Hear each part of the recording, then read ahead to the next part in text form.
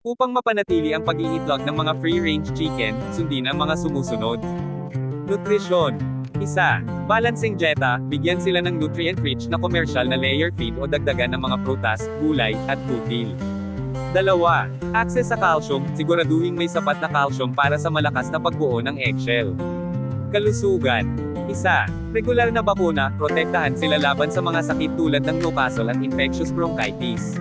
2. Control sa parasite, bantayan sila sa mga panloob at panlabas na parasite at gamitin ang mga natural o kemikal na paggamot kung kinakailangan.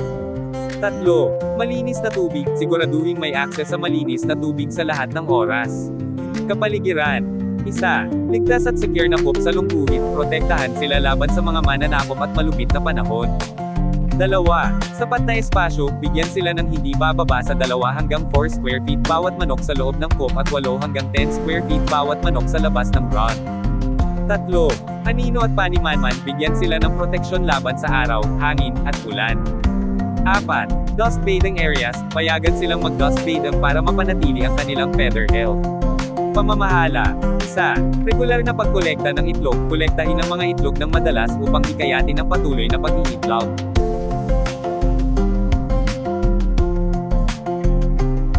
Thank you for watching. God bless. Ingat.